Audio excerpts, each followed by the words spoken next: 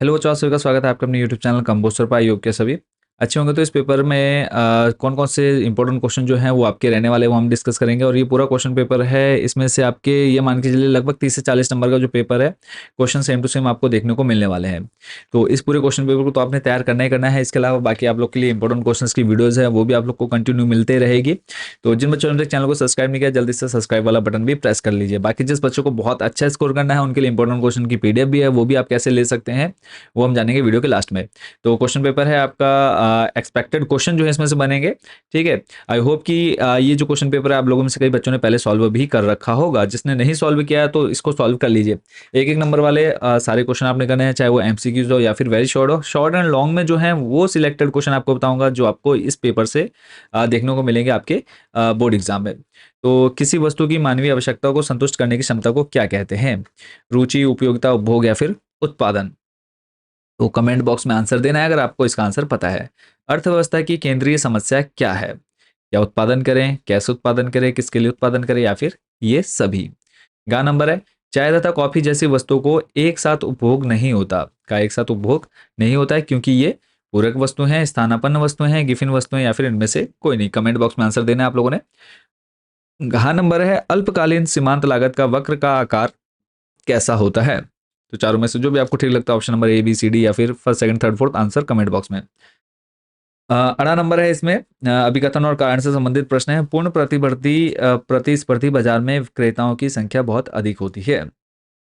दूसरा है, पूर्ण प्रतिस्पर्धी बाजार में कोई एक क्रेता भी वस्तु की कीमत को प्रभावित कर सकता है। अगर आपको लगता है कि ए और आर दोनों सही है और आर ए की सही व्याख्या करता है तब तो आपने पहले पे टिक कर देना है।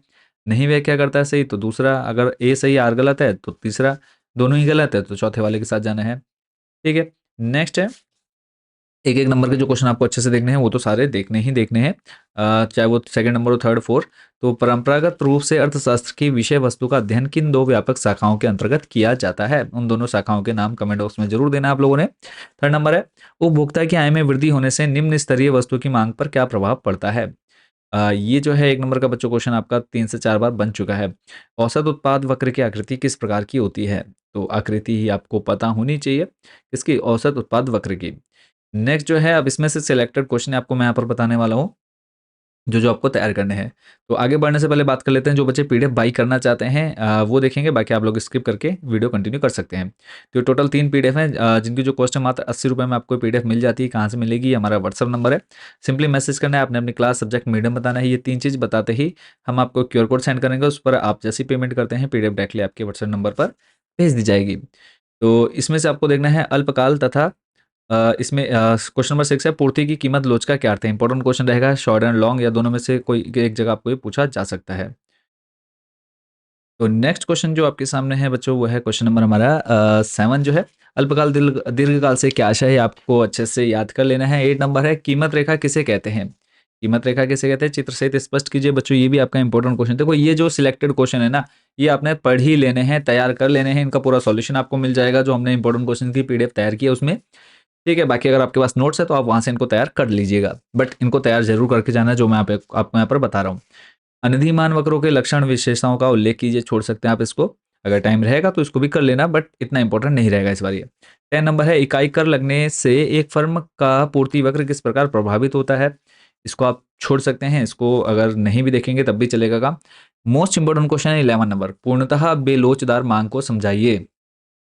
लोचदार मांग हो गई या फिर मांग से आपके समझते, इस टाइप का बच्चों क्वेश्चन आपका बनेगा ही बनेगा। अथवा में क्वेश्चन दे रखा है, बजट सेट में बदलाव से आपके समझते हैं। मोस्ट इंपॉर्टेंट वीवीआईपी में रख लीजिए इसको आप।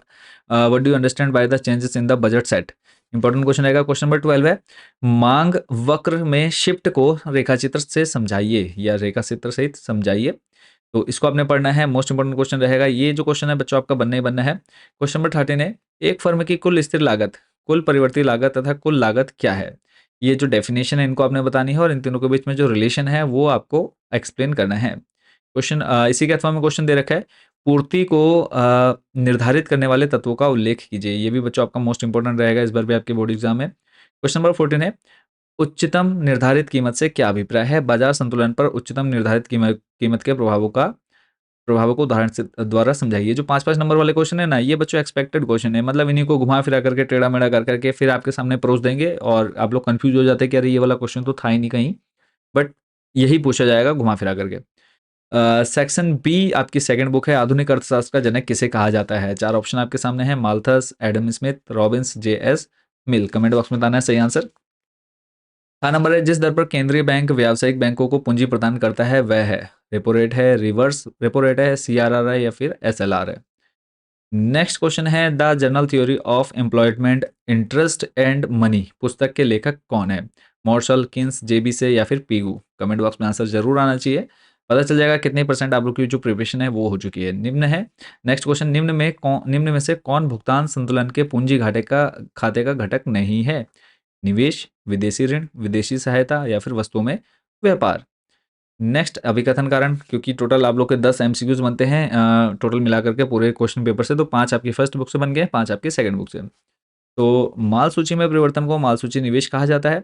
माल सूची में परिवर्तन नियोजित अथवा अनियोजित हो सकता है। तो ये 4 ऑप्शन में से आपने सही आंसर कमेंट बॉक्स में देना है।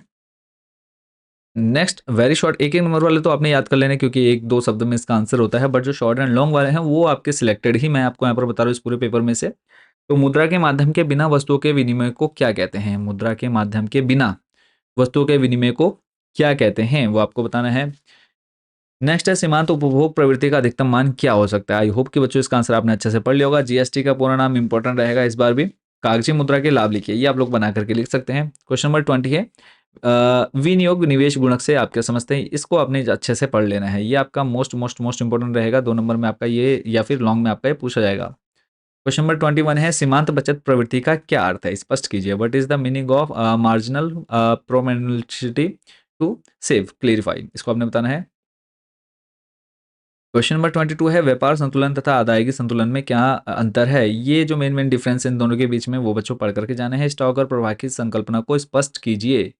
Concept of stock and flows, तो इसको भी आपने बच्चों प्रिपेयर करना है, इंपॉर्टेंट रहेगा। व्यावसायिक बैंक के कार्यों का उल्लेख कीजिए, ये आप नॉर्मली बना करके लिख सकते हैं। जो कॉमर्शियल बैंक है उनके जो कार्य हैं वो आपने बता देने हैं। नेक्स्ट 25 नंबर, स्थिर विनिमय दर से आप क्या समझते हैं। इस प्रणाली के क्या गुण और क्या दोष हैं, गुण और दोष बताने हैं, ये भी बच्चों इंपॉर्टेंट है। इसी के अथवा में क्वेश्चन है, नम या फिर तृतीय विनिमय दर व्यवस्था में विनिमय दर का निर्धारण कैसे होता है। तो इसको आप एक बार के लिए छोड़ सकते हैं। 26 है, राष्ट्रीय आय की गणना करने की किन्हीं दो विधियों को संक्षिप्त में वर्णन कीजिए। मोस्ट वीवीवीआईपी में आप इस क्वेश्चन को रखिए बच्चों, आपका ये क्वेश्चन है पूछा जाएगा ही जाएगा। 27 है क्वेश्चन नंबर, पूर्ण रोजगार की अवधारणा को समझाइए, छोड़ दीजिएगा इसको। अथवा में क्वेश्चन दे रखा है, समग्र मांग में परिवर्तन का आय तथा उत्पादन पर क्या प्रभाव पड़ता है, छोड़ सकते हैं आप इसको। क्वेश्चन नंबर 28 है, यहाँ पे आपको गद्यांश दे रखा है। स्टडी जो केस आता है, स्टडी से रिलेटेड केस बेस्ड क्वेश्चन जो है, इसको आपने पढ़ना है। यहाँ पर आपसे जो क्वेश्चन पूछे गए हैं, किस अंतर को राजकोषीय घाटा कहा जाता है।